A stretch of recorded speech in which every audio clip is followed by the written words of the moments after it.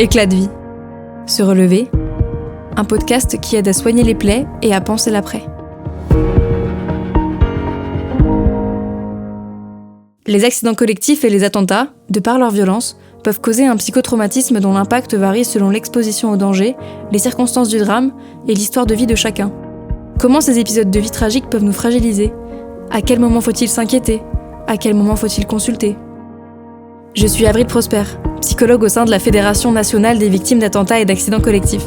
Dans ce podcast, je serai accompagnée de victimes et de professionnels ayant touché de près ou de loin ce phénomène si complexe. Ensemble, nous tenterons de décrypter les causes de ces blessures invisibles, d'en comprendre les symptômes et de partager des méthodes de soins. Bonjour à tous, bienvenue sur un nouvel épisode du podcast Éclat de vie propulsé par la FENVAC. Aujourd'hui, je suis dans le 17e arrondissement de Paris, au cabinet de Maître Benkemoun. Bonjour Maître. Bonjour. Maître Benkemoun, vous êtes avocate en droit pénal. Vous êtes notamment intervenu dans plusieurs procès auxquels nous, on a pu participer en tant que partie civile, comme notamment le procès de l'attentat de Nice. Est-ce que vous pouvez nous expliquer ce que c'est finalement le droit pénal ? Le droit pénal, c'est une des matières qu'on peut exercer en tant qu'avocat qui regroupe tout ce qui est autour des infractions. Donc les contraventions qui sont les plus faibles, les délits et ensuite tout ce qui est criminel. Dès lors qu'un fait qui constitue une infraction est commis, on considère que c'est du droit pénal. En tant que victime, comment on sait quand il faut aller voir un avocat ? Ou pas ? À partir de quand on considère que c'est entre guillemets assez grave ? Il n'y a pas besoin que ce soit très grave. Dès lors qu'on se pose la question déjà de savoir si on a besoin d'un avocat ou pas, c'est généralement qu'on en a besoin d'un. Les infractions, on a vraiment de tout sur l'échelle de la gravité et pour autant, on n'a pas besoin d'être sur un certain niveau de gravité pour avoir besoin d'un avocat. Un avocat, ça peut même servir qu'au niveau du conseil, c'est-à-dire qu'il n'y a pas besoin de se dire qu'il y aura un procès derrière. Une victime d'ailleurs peut ne pas vouloir aller au procès, mais simplement se poser des questions et vouloir des réponses et rien qu'à partir de ce moment-là, on peut passer par un avocat pour avoir ses réponses, pour en savoir plus, pour comprendre ses droits. Et ensuite, évidemment, l'avocat a vraiment un panel de missions possibles au service des victimes, quand on parle, en tout cas ici, là, des victimes, qui peut donc aller jusqu'à représenter ou assister la victime dans le cadre d'un procès. Mais ça peut être également dans le cadre de l'enquête, l'assister dans le cadre d'audition, l'assister dans le cadre d'une instruction. Donc une instruction, c'est quand il y a un juge d'instruction, donc devant le juge d'instruction en cas d'audition. L'assister s'il y a un dépôt de plainte à faire, pour venir avec elle déposer plainte. Ça, c'est très important. Sachez que la victime a le droit d'avoir une personne avec elle, mais aussi un avocat pour le dépôt de plainte, ou demander à l'avocat lui-même de faire la plainte auprès du procureur. Donc là, l'avocat va regrouper toutes les pièces, tous les éléments, et faire une plainte rédigée qui va déposer directement dans les mains du procureur. Je crois que l'avocat peut aussi être présent si jamais il y a une expertise médicale. Exactement. Là, on sort un tout petit peu du contexte pénal même. Donc, s'il y a une expertise médicale, il peut y en avoir effectivement dans le cadre d'une enquête ou d'une information judiciaire. Mais c'est vrai que ça va être plus dans le cadre... l'assistance de l'avocat, elle va être vraiment très utile plutôt dans le cadre de l'indemnisation, où là, il y aura une expertise pour l'indemnisation. Dans le cadre d'une information judiciaire ou d'une enquête, il peut effectivement y avoir une expertise. En pratique, on est un petit peu moins présent aux côtés des victimes dans ces moments-là. C'est pourtant un moment pas forcément facile à passer. Donc, quand on peut, on essaye d'être aux côtés des victimes. On a parlé de dépôt de plainte, on a parlé d'expertise médicale. Est-ce que vous pourriez expliquer les différentes étapes à partir du moment où on vit un événement comme un attentat ou un accident collectif jusqu'à la clôture du dossier, par exemple ? Bien sûr. Donc à partir du moment où les faits sont commis, soit les faits sont en fait connus de tous et publics, et généralement le procureur se saisit directement des faits, ouvre une enquête, voire demande la saisie d'un juge d'instruction pour ouvrir une information judiciaire, soit les faits ne sont pas connus de tous, ou alors sont connus de tous, par exemple sur les réseaux sociaux, mais pour autant le procureur ne va pas s'en saisir directement. Et à ce moment-là, ce qui peut déclencher l'ouverture d'une enquête, puis éventuellement d'une instruction, une information judiciaire, donc avec un juge d'instruction, c'est le dépôt de plainte de la victime. Donc soit la victime va déposer plainte en commissariat, soit elle dépose plainte par le biais de son avocat, c'est ce que je vous expliquais, ce qui déclenche la procédure, soit le procureur est directement au courant, déclenche lui-même une enquête, ou saisit un juge d'instruction qui a plus de pouvoir que le procureur pour faire plus d'actes d'investigation. À partir de ce moment-là, soit on est en enquête, soit on est en instruction, donc. Le rôle de la victime, il est toujours un petit peu compliqué, de manière générale dans le droit pénal français, puisque le droit pénal français n'a pas été fait pour la victime, ne lui a pas accordé une vraie place centrale. On a vu ces dernières années les victimes prendre beaucoup plus de place, notamment grâce aux grands procès. Mais c'est vrai que du coup, la victime, elle peut vite se sentir un petit peu perdue dans toutes les procédures et toutes les obstacles qu'on peut rencontrer, les difficultés, et puis une vraie réalité qui est que on n'est pas forcément tenu au courant. Ça peut paraître un petit peu surprenant, mais la victime, elle n'est pas tenue au courant. Même si son dossier, il est classé, parfois, elle n'est pas tenue au courant. La difficulté de l'enquête, c'est qu'elle est secrète, donc on n'a même pas accès au dossier, même nous, avocats. Et dans le cadre d'une information judiciaire, il faut que la victime, elle se soit constituée partie civile et qu'elle ait en plus été entendue pour éventuellement avoir accès au dossier. La différence entre une enquête et une information judiciaire, donc aussi appelée instruction, c'est que dès lors qu'on est partie civile, ou, alors là je parle que côté victime, ou alors qu'on a été mis en examen ou sous le statut de témoin assisté, on peut participer. Et c'est-à-dire qu'on a accès au dossier et on peut considérer que des choses n'ont pas été faites et que nous, on estime qu'il y a des auditions qui doivent être faites, des expertises qui doivent être faites, et donc on le fait par le biais de demandes d'actes.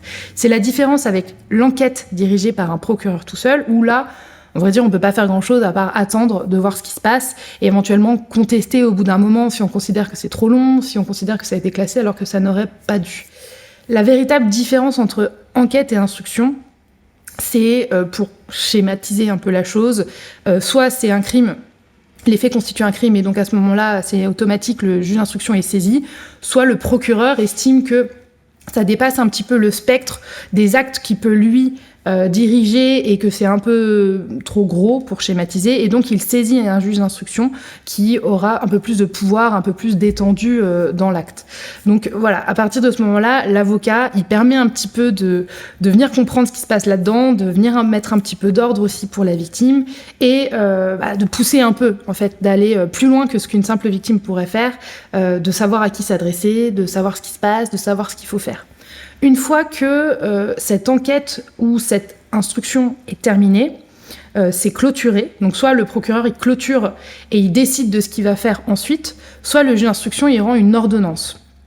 Son ordonnance, ça peut être soit une ordonnance de non-lieu, s'il estime que les faits ne sont pas assez caractérisés, les faits n'ont pas été commis, ou alors que la personne, en fait, n'est pas éventuellement celle qui a commis les faits.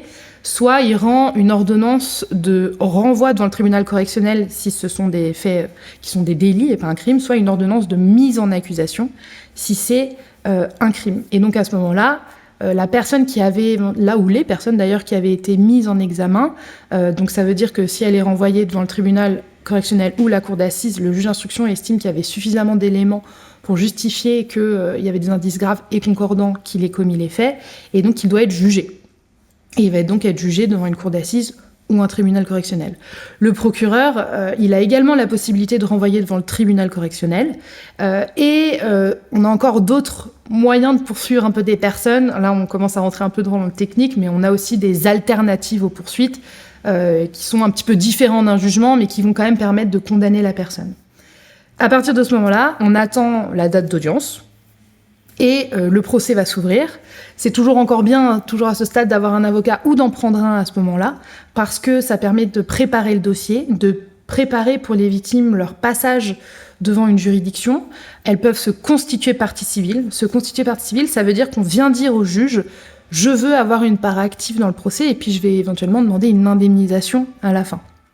Que ce soit cour d'assises ou tribunal correctionnel, c'est à peu près le même schéma. On est sur une procédure orale, donc de toute façon, tout doit être dit à l'audience. On doit reparler de tous les faits, on doit réentendre les victimes si elles sont là, et on leur laisse cette place. C'est ce que je disais, ces dernières années, on laisse de plus en plus de place aux victimes dans ces procès. Déjà parce que c'est important, évidemment, d'entendre ce qu'elles ont à dire, mais c'est aussi important pour elles. Alors ça, c'est peut-être un petit peu contesté par certains confrères, par certaines personnes du milieu qui considèrent que la victime, elle doit pas avoir cette place dans le procès pour elle-même et cet aspect un peu thérapeutique pour elle. Peut-être qu'effectivement, le droit pénal français n'a pas été construit de cette façon, mais en pratique, on constate que cet effet thérapeutique, il est très important et on a vu ces dernières années des scènes assez incroyables et notamment des procès qu'on a fait avec la FENVAC. Et j'en ai un en tête où les victimes qui étaient donc des victimes indirectes, puisque en fait la victime directe avait été tuée, s'étaient donc retrouvées au procès et avait fini par un petit peu traverser, on va dire, la limite qu'il y a entre victime et auteur, en fait, dans une salle de tribunal, une cour d'assises, pour aller voir la personne qui était accusée et parler avec elle.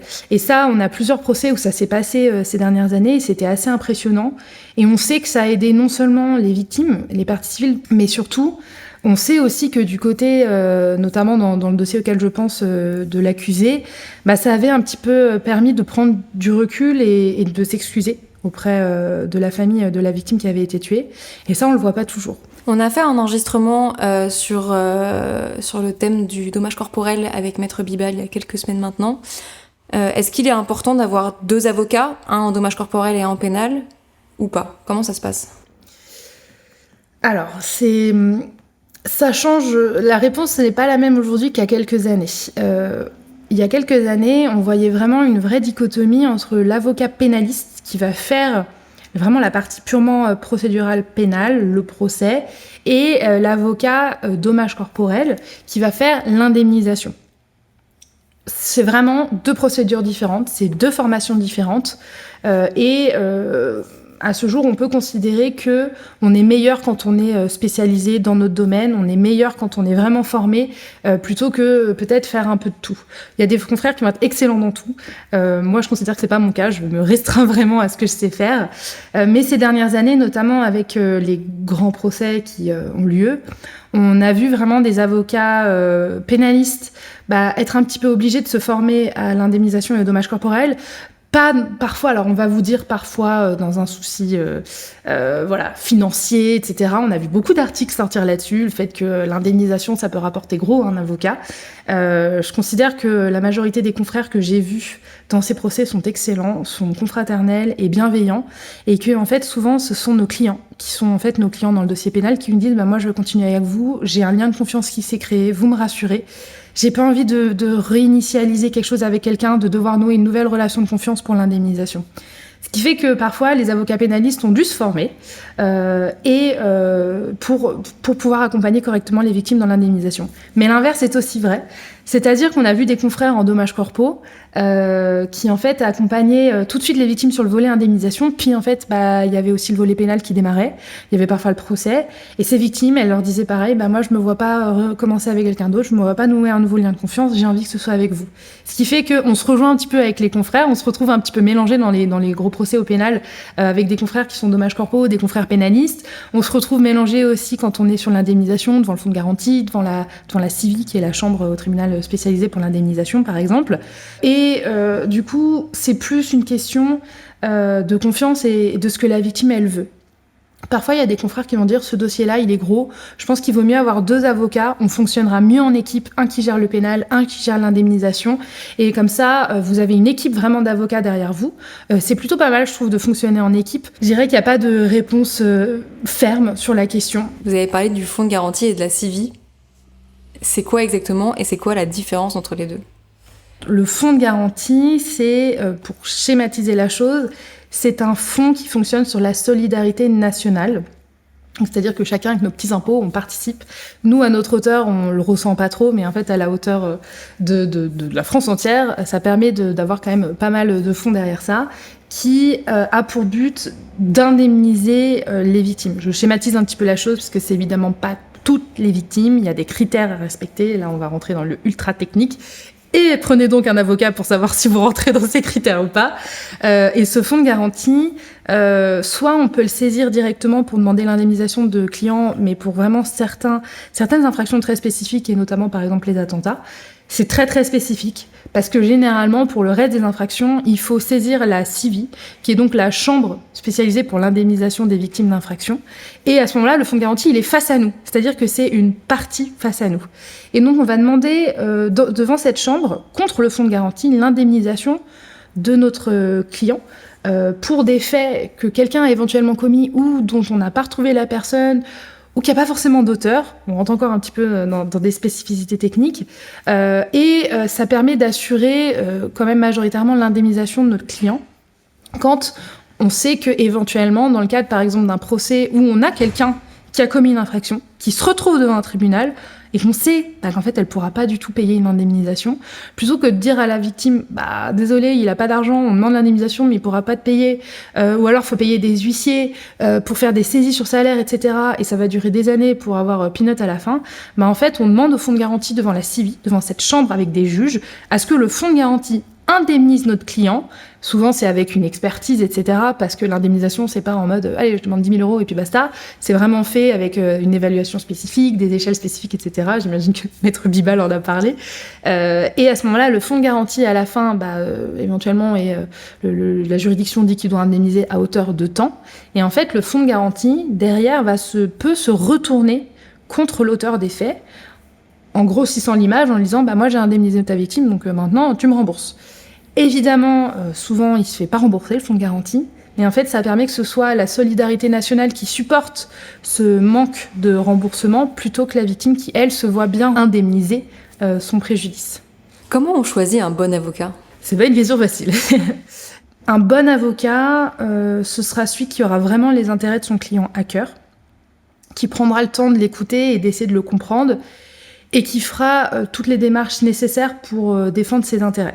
Alors après, il y a le bon avocat dans sa matière, donc déjà peut-être prendre un avocat spécialisé pour les faits concernés, et encore spécialisé, c'est un mot très spécifique, il faut faire attention à ne pas se faire avoir avec ça également. Je rentre un peu dans le technique encore, mais un avocat spécialisé, la spécialisation, c'est pas comme ça en fait. On peut pas dire je suis spécialisé en droit pénal.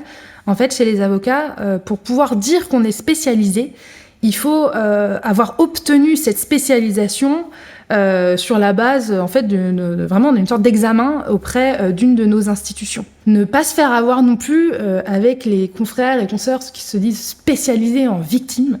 Ça n'existe pas, ce n'est pas une spécialisation déjà concrètement, parce que les spécialisations elles sont sur les matières en fait pour grossir la chose, donc spécialisé en droit pénal, spécialisé en dommages corporels, spécialisé en droit de la famille. On n'a pas de spécialisation en victime ou de spécialisation en défense, ça n'existe pas. Ça, c'est vraiment quelque chose, pour le coup, contre lequel je me bats. Prenez plutôt un avocat, peut-être qui vous est recommandé, déjà. Ça veut dire que vous avez un moyen de savoir que quelqu'un a été content. Regardez peut-être... alors, c'est aussi quelque chose de très très spécial maintenant, mais les avis Google, c'est un peu bizarre. Maintenant, on met un avis Google à notre avocat comme on met un avis Google à un restaurant où on a été dîner un soir. C'est très bizarre, on est d'accord, mais à l'ère du digital marketing et de la communication, en fait, c'est un petit peu un moyen aussi de voir si les gens ont été contents ou pas. Comment ça se passe pour les victimes lorsqu'elles choisissent un avocat ? Est-ce qu'elles doivent avancer des frais ?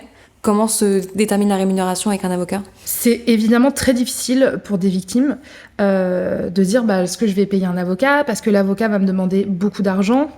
C'est certain que si vous prenez un avocat et que vous le payez vous-même, ça peut demander énormément de fonds si la procédure elle est très longue. Ça ne veut pas dire que c'est injustifié, parce que l'avocat va faire beaucoup de diligence, ça va lui prendre énormément de temps, et puis que l'avocat, comme tout le monde, doit être réglé pour le travail et les services fournis.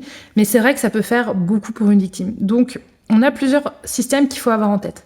Déjà, on a quelque chose de tout bête. Parfois, on a une protection juridique, soit parce qu'on est, par exemple, fonctionnaire, alors on peut avoir la protection fonctionnelle, si c'est un peu lié à notre travail, etc.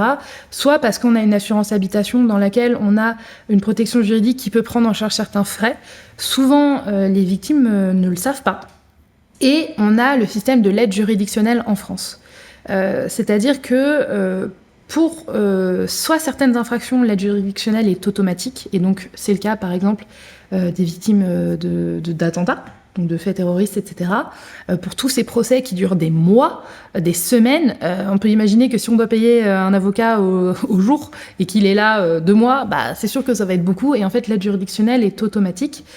Et ensuite, c'est aussi fait en fonction des revenus. Si on ne dépasse pas une certaine échelle, on a l'aide juridictionnelle, après soit à 100%, soit à 75%, etc., ce qui permet de payer son avocat. Alors, tous les avocats ne prennent pas l'aide juridictionnelle. Donc déjà, c'est un critère dans votre choix d'avocat de demander si vous respectez ces critères de l'aide juridictionnelle ou Si vous êtes dans un dossier où l'aide juridictionnelle est automatique, vous demandez à votre avocat, est-ce que vous prenez l'aide juridictionnelle ? Il ne faut pas hésiter à aller en voir un autre, demander, voire vous renseigner auprès de l'ordre des avocats, des barreaux, des juridictions, s'ils ont une liste d'avocats qui prennent l'aide juridictionnelle, voire à demander à ce qu'un avocat vous soit commis d'office. Soit effectivement, ils sont un peu jeunes et ils démarrent, et donc c'est aussi un moyen d'avoir des dossiers autrement que par la recherche de clients, mais ce sera un avocat qui aura la niaque, qui aura envie de vous défendre, soit c'est des avocats. Moi, je suis encore sur les listes, par exemple, pour être commis d'office. Alors, j'en fais plus beaucoup parce qu'effectivement, j'ai pas beaucoup de temps avec le cabinet, mais ça me tient à cœur aussi quand même de rester sur ces listes et d'avoir des clients qui sont à l'aide juridictionnelle, parce que c'est un peu le côté, c'est un petit peu le côté de pourquoi on a fait ce métier aussi, Alors, de base, défendre la veuve et l'orphelin, évidemment, mais on déchante vite quand on se rend compte de ce qu'il en est. Ça permet de rester très terre à terre aussi, et de participer un petit peu, d'avoir un petit peu sa contribution pour aider les gens qui n'ont pas forcément les moyens. Et s'il y a un avocat que vous voulez vraiment, qui vous explique que il peut pas prendre l'aide juridictionnelle, à vous de voir si vous avez envie ou pas de payer un avocat. Il y a beaucoup de victimes qui préfèrent passer par système parce que c'est moins aussi compliqué que de faire toutes les demandes d'aide juridictionnelle ou les demandes de protection juridique, tout en sachant que derrière, si on arrive au bout du process, soit on demande le remboursement des frais de procédure dans le cadre du procès, soit devant le fonds de garantie aussi, on demandera, devant le fonds de garantie ou devant la CIVI, on demandera l'indemnisation des frais engagés.